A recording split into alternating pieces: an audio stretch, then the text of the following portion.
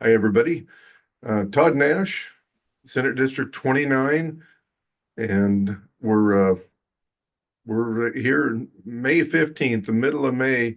This got here a lot faster than I thought it would.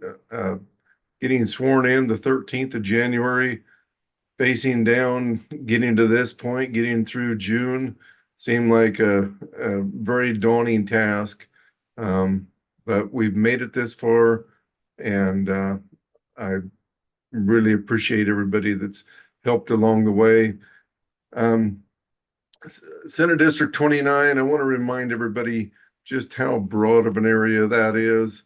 It's little pieces of Clackamas and Marion County, the north part of Jefferson County, most of Wasco County, excuse me, um, all of Wheeler County, all of Sherman County, all of Gillum County, Umatilla, Morrow, Union, and Wallowa. And then there's 40 cities in there. Senate District 29 has the most cities of any district in the state. So big, wide area, and really proud to represent that. I'm going to go over a few of the bills and some of the status, but before I do that, I want to give a shout out to Bob Johns and his wife.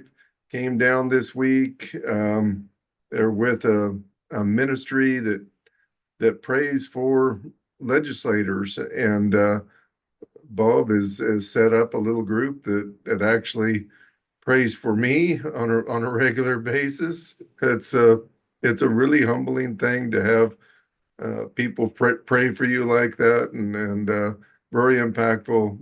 Made the effort to come all the way down here, had lunch with him and some others, and really a wonderful ministry there that him and others are doing. So thank you, Bob, for making the trip over. Senate Bill 777 has a work session in the House Monday morning, and it's a long process to get a bill through like that. This was years in the making. Um, so many people have worked on this. We've seen it go all the way through the Senate side, pass out of the floor. It made it through the committee over there in the hearing portion of it. Now, the work session is when they actually vote on it in that committee. After it's voted on there, it goes out to the House floor. And if it passes off the floor, and then it goes over to the governor's office for signing. And that's the final stage. We're really hopeful for that. I have every reason to believe that that'll pass out. There's always consternation with anything that has to do with wolves. Again, it's been highlighted as one of the worst bills in the building as far as environmental community go. They really don't like the idea of giving money to ranchers. This is compensating ranchers that have had livestock killed by wolves. I will never understand why they feel comfortable on the wrong side of that issue, but that's where they're at. That's where we're at. We've made great progress, and thanks for everybody that's helped on that. It's been a monumental lift and done really well. Senate Bill 1061 will also have a hearing, excuse me, not a hearing, but a work session that morning. That's the lumber grading bill. And we have every reason to believe that that will pass out there. And we had pushback from places that we didn't expect to, but there were actually people that came in here from out of state that signed up to testify in opposition to that.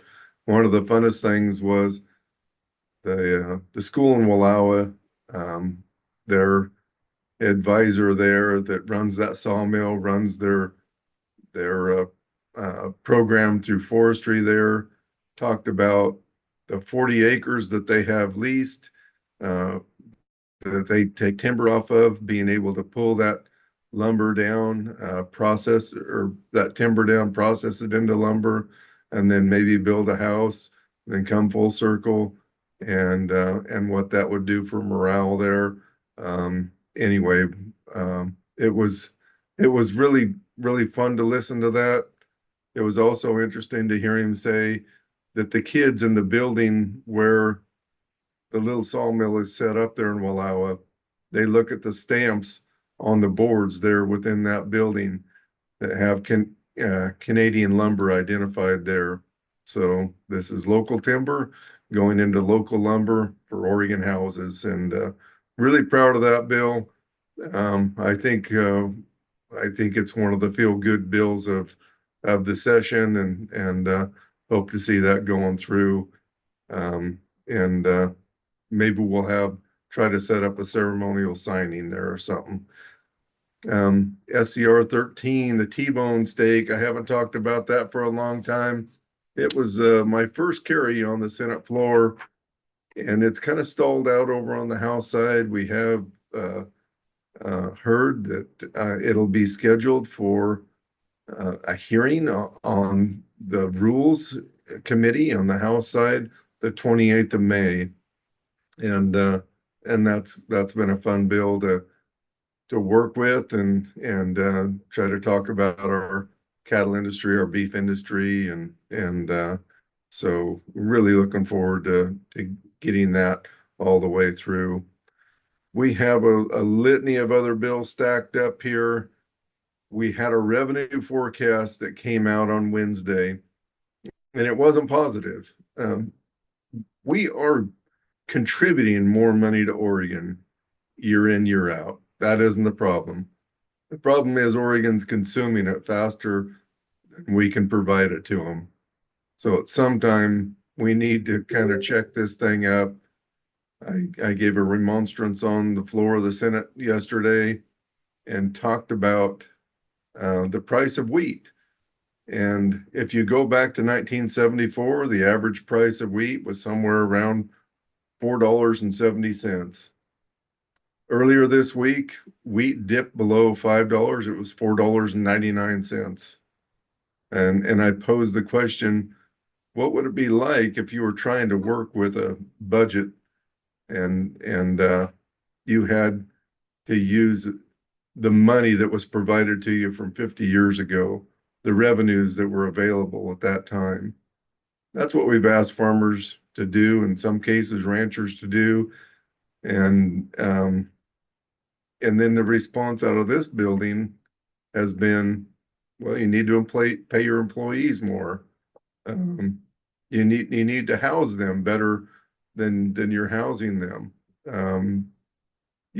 We put more restrictions on water.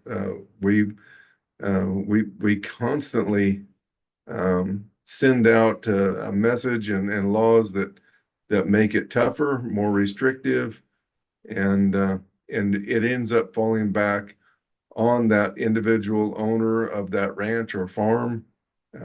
They can try to make things as efficient as possible, and the advances that have been made have been tremendous, but there's only so much you can do. And it's been a really tough time for a lot of the commodities. Cattle have been up, but a lot of crops across Oregon are really having a tough time. And so I want to be a voice down here for the agricultural groups that oftentimes are overlooked. And as much as everybody kind of wrings their hands around here about how tough things is, my goodness, everybody keeps getting pay raises here. The cost of living expenses, everything keeps getting acknowledged there. The endless parade of agencies that say they need more money, more money, more money. And I really think that we need to get back to the basics of government. What are the true functions of government?